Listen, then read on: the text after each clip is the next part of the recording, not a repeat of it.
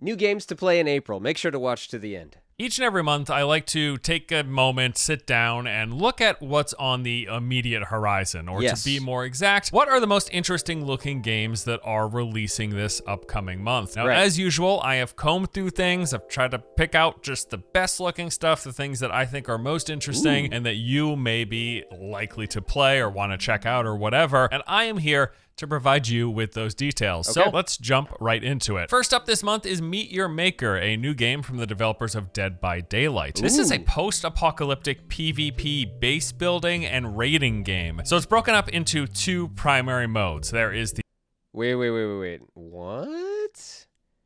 So it's not just a straight up like story action, maybe even like open world game? That's interesting. Okay. base building, where you construct an outpost made out of various materials in just about whatever layout and fashion you want. From what I can tell, you can make all sorts of things. I think we know where this might end up going with the community, unless there's some sort of moderation, but we'll see what the developers do. The goal of the bases that you're making is to keep enemy raiding players away from your treasure room, so you can fortify the walls, lay down traps, construct mazes. There are various types of AI guards that you can place all throughout your outpost, basically creating as many obstacles as possible to get in the way of raiding players. This is weird to me. Interesting. It kind of makes me think of Unreal Tournament, but like with base building and a gold box thrown in. I don't know. This is weird to me. I'm not necessarily on board with this one. Will be some certain limitations, like limitations to the resources, but it does seem like for the most part, as long as there is some path from the entrance to your treasure room, just about everything else about the look and layout is completely up to you. The traps can be modified, letting you change things like the speed, duration, bounce, and even the visibility of traps. I could see this being fun. If you're playing with a team, maybe, like if you're playing with your friends, I could see this being fun. But just standing on its own, like building weird looking bases and trying to keep enemy players out, I don't know, it just feels strange. It doesn't feel like it would be that fun. Traps. The AI guards themselves can also be modified. You can give them different enhancements and even customize their patrol routes through your outpost, deciding how they go, how they move, and all of that. Really, really cool stuff. So that's the base building. But then the whole other side of it is the raiding. So say you build up your own base and you put it out there for other players to raid. Well, then you are going to take your character and go out there and raid other outposts built by other players, trying to survive their traps, to bypass their obstacles, to kill the enemy AI and get the treasure and escape. So I just had a revelation. Maybe this is actually genius. This could be genius. This feels to me like an expansion on Tarkov. And like extraction shooters like that. So instead of just going to a zone, like a pre-built zone that you play every time and you know the locations, this is player-built zones. You're going to somebody else's specific base and you're trying to get in. You're trying to fight your way through enemies and get the loot and get out. This could actually be genius because Tarkov, like extraction shooters and stuff like that are really popular right now. Raiders will have a variety of different tools to help with this. There's different types of melee and ranged weapons. There are consumables and even a grapple hook. And you can customize the loadout of your raider as well as the cosmetic appearance of them. Now, the main objective is, again, to get into the base, survive, and get the genetic material that is located in the base's treasure room. But there's also a variety of other upgrade materials you'll find, and these will be used to enhance your raiders' weapons, their tools, and then even the building capabilities for your own outpost that you build. The weapons and the traps, they all look really cool. I'll say that. The game's gonna have some sort of a level rating system so that the raiders can rate how much they liked or disliked a particular player-built outpost, and then presumably we're gonna get some kind of filter or search system for finding the different types of bases and finding the more interesting ones. And there's also gonna be a co-op as well, letting teams of 2 players tackle raiding a base together. Now we're talking. If you can do this with a friend, this would be really fun, I think. Actually really like this concept. It's pretty cool, and it is surprising to me though that it's coming from the developers of Dead by Daylight, just because it seems a bit more niche and indie than what I would expect from them. After, you know, Dead by Daylight is a massive success. Like, it's an incredibly popular game. I'm sure they've made boatloads of money. So I'm actually kind of glad they're doing something that seems a little more just, it's like a really niche concept, but I really like it. Meet Your Maker will be launching on April 4th, coming to PC, Xbox, and PlayStation. Nice. Next up is Raven's Watch from the developers of Curse of the Dead Gods. This is an Ooh, I like this art style a lot, I have to say. This looks really cool. An isometric action roguelike where you play as twisted versions of old folk fairy tales. So you can play Red Riding Hood, the Pied Piper, the Snow Queen, Aladdin, Melusine, and Beowulf. Each one of these characters are basically a class, more or less, like an RPG fantasy class. They each have their own core skill, which is tied to sort of the lore and the history of these characters, as well as 3 basic attacks, a dash, a defensive ability, and an ultimate. It is... This kind of just looks like an ARPG, but in a really interesting style and with a really cool concept. Like, essentially, it looks like an ARPG. I may be wrong. Isometric action combat, as mentioned, so you'll be hacking and slashing your way through enemies in combination with your various magical attacks. You will level up and collect currencies and then use that to spend on an upgrade system as you purchase enhancements from the Sandman. And yes, it is also a roguelike, and it follows the traditional formula of run-based gameplay. So you start the run from the very beginning, progress as far as you can. You will eventually die, at which point you go back to the beginning. But there will be persistent upgrades, making you more powerful from one.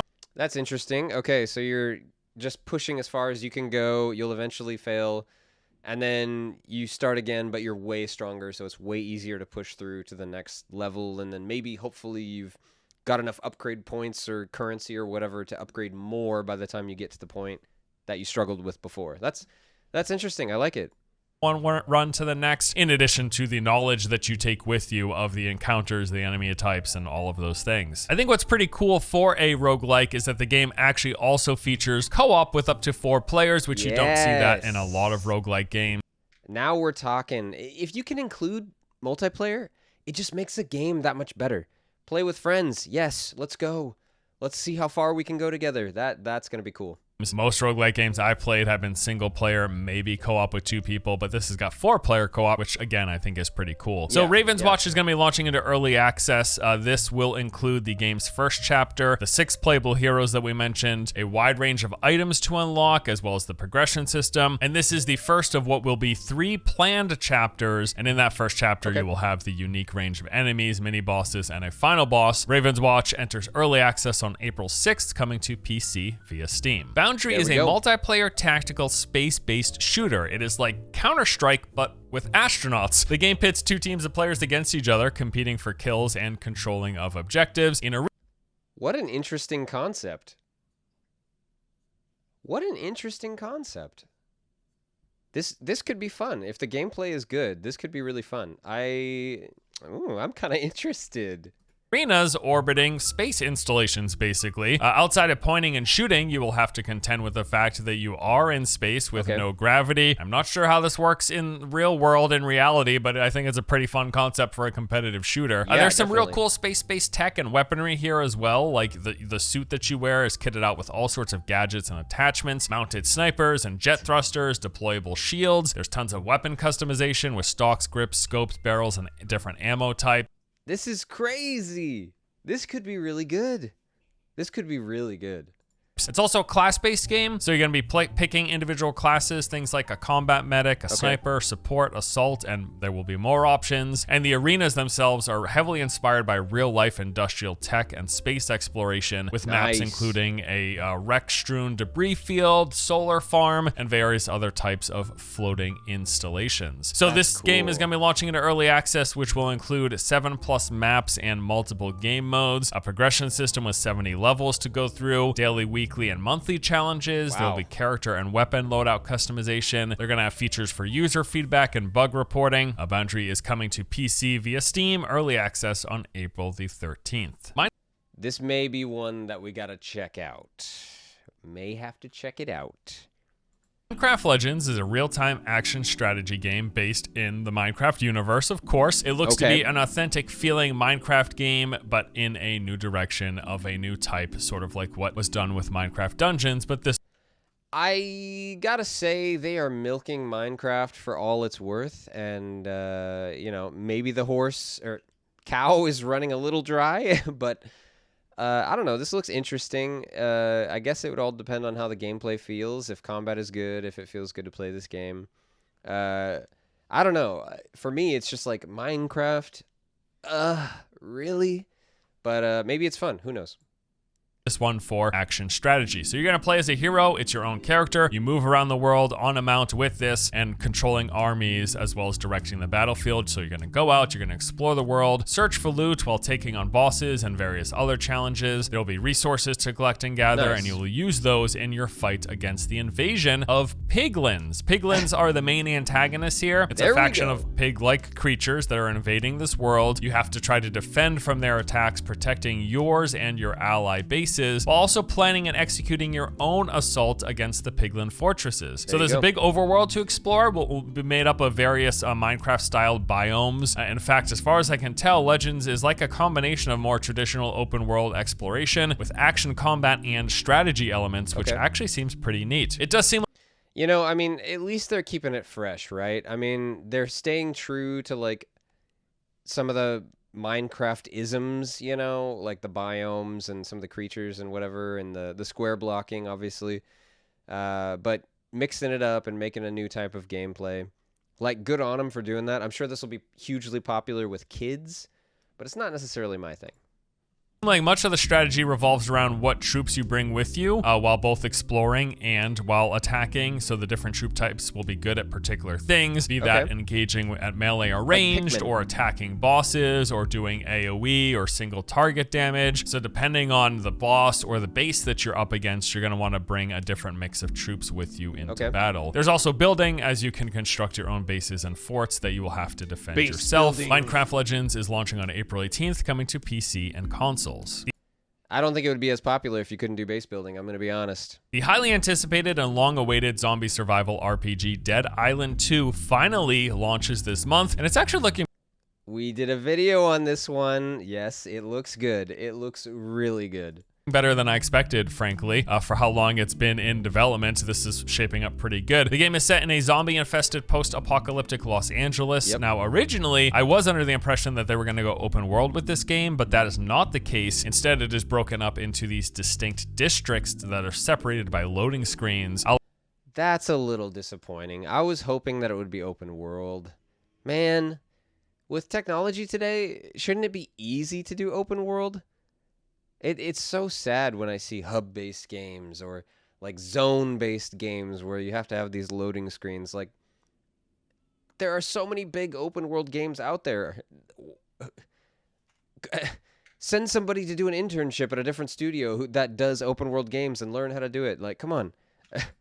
I'll admit, at least with the segmented design, this gives them probably some more freedom to push things when it comes to like the physics and density and all that stuff. That's said, it does seem like each of the areas are fairly large, and from some early hands-on impressions, people said they've been pleasurable to explore. They're pretty... Okay, so if the zones are large, I guess it's fine. Like, it's not going to feel like you run from one end to the other in 5 minutes and you saw everything and that's it and it feels empty. Like, I guess if there's lots to see and do in each zone, then that's cool. I don't know. Decently sized. Each one of the regions will have their own set of main and side objectives, as well as unique enemies, challenges, and secrets to discover. There's going to be 6 playable characters, each with distinct stats and perks that will tailor to various playstyles. So you can choose to be tanky or agile, melee or ranged focus, for example. There's level and progression system, as you will choose from these skill cards to further specialize the characters. And for the most part, it does seem like combat is melee focused. There is range, but it's a lot of melee with some real over-the-top action and heavy use of quick time event style inputs as you and gore, lots and lots of gore. You perform finishers. There's lots of makeshift weaponry here. You're gonna use knives, axes, hammers, and other bladed or blunt weapons with tons of improvised attachments via an upgrade and enhancement system. I think the game's looking really good, frankly, and it seems like it might be a highlight of this month. Dead Island 2 is launching on April 21st for PC, Xbox, and PlayStation console. Okay, so I feel a little encouraged about the zones after he said that there's a lot to see in them. So this game may be a must-play. Definitely look out for it, everybody. And likely one of my most anticipated games of this month is Star Wars Jedi Survivor, the follow-up to Jedi Fallen Order, the 2019 Star Wars action-adventure game that followed the trials and tribulations of a Jedi Padawan in hiding after the events of Order 66. Now, you know what, man? I love being able to customize a lightsaber. Like, what is it called? Knights of the Old Republic? I can't remember. KOTOR. If you know Star Wars, you'll know what I'm saying. The ones for like Xbox, the old ones. I loved that you could customize your lightsaber, and being able to do that in this game just brought back good memories of that. And it was so satisfying. So just that fact alone was super fun, and then the combat gameplay, that was awesome. So I'm sure this game is going to be great as well. Yeah, we'll just have to wait and see. The original game really re-sparked my interest in the franchise as a whole. It was just such a great game, really good looking, modern day, fully realized Star Wars world to explore. The gameplay was on point, great action combat. They had Metroidvania style progression where there'd be areas locked off that you couldn't access until you unlocked a new ability basically. And it's got a bunch of different Souls-like elements with even essentially bonfires that respawn enemies in the area. I mean, it was just a blast. I really loved the first game, so I'm super pumped we're getting a sequel. So Survivor starts off 5 years after the events of the original story, with Cal pushed to the edges of the galaxy by the Empire, surrounded by all sorts of new threats. The game's gonna feature some brand new lightsaber fighting styles, adding to your arsenal. So in the original, basically, you would have different lightsabers for different scenarios, like single target, cleave, and AoE. On top of that, there's now a skill tree for each saber type, which is gonna offer more customization. Cool. And beyond, of course, getting a new story, right? There's also gonna be new locations, and these are said to be significantly larger play spaces with way more emphasis on exploration, a lot more to discover while being I like that. Some of the stuff in the first one felt kind of linear, so if these are bigger spaces, they can do some more interesting stuff with it. Maybe some more interesting puzzles. I liked the puzzles in the first one. Presented with new challenges and foes. There's also going to be a bunch of new skills, new equipment types, and abilities on top of what we got in the original game. Nice. Star Wars Jedi Survivor launches on April 28th, coming to PC, Xbox, and PlayStation consoles. All right. If you need Star Wars in your life, this game is going to scratch the itch for that. I'm pretty sure. If it's anything like the first one, and especially if they're expanding on it from the first one, like he's talking about, skill trees for each specific lightsaber style, oh man. It's going to be good. So those are the main games on this month's list, but as always, happy to throw in some honorable mentions. Crab Champions is a frenetic, fast-paced FPS where you play as... I'm sorry. What? You play as a crab. Crab Champions. There you go. They're doing it all. A crab, zipping around levels, jumping, flipping, dodging bullets, and shooting stuff. It looks like kind of silly good fun here. This launches on April 1st. War Tales is an open world RPG with turn-based combat. It's got very positive reviews on Steam. It's been in early access for a couple years. It is now officially launching into the version 1.0 on April the 12th. Vampire Survivors has a new DLC coming out that introduces another stage and slew of new characters, monsters, and weapons. Nice. I came to this game pretty late, but I gotta tell you, the hype was real. Vampire Survivors was a real good time. Then there is... I've heard a lot about Vampire Survivors. Maybe we need to check that out at some point. Disney Speedstorm, which is a Disney-themed racing game that actually looks really cool. I had never... Mario Kart from Disney, essentially. That's what we're getting. And maybe it's good. Who knows? Who knows? Heard of it prior to putting this list together. It basically just seems like Mario Kart, but with Disney characters. Exactly. And some pretty slick looking graphics, I gotta say. This comes out on April the 18th. The Mage Seeker, a League of Legends story, launches on April 18th as well, and this is a top-down ARPG. It is part of the Forge initiative, which is Riot's attempt to really expand the League of Legends universe. And then finally, there is Stray Blade, launching on April 20th. It is a third-person action-adventure game. This actually looks visuals cool. got a real pleasant look to them. This game caught my eye when I first saw it, I don't know, like a year or so ago. I don't know how the gameplay is going to hold up. It's looking a little iffy in the trailers that I've seen, but I think it seems interesting enough, worth keeping an eye on. And with that, we'll wrap up this month's list. As always, thank you guys for... That was good. I'm genuinely surprised. There's some games to look forward to this month. If I gotta say, I mean, it's hard to choose. It's hard to choose what I'm excited about. I gotta go with the Mage Seeker, the League of Legends one. Oh man, I love League of Legends so much. I've spent a lot of time on that game, and having some actual story-based games around it. Oh, I'm excited. Silas, let's go. Let's see what he's got. And then a close runner-up would have to be the Star Wars game, of course. So those are my 2 picks. I'm really excited. Well, what do you guys think? What games are you excited for? Let me know in the comments, and leave a like, leave a subscribe, and I'll see you next time.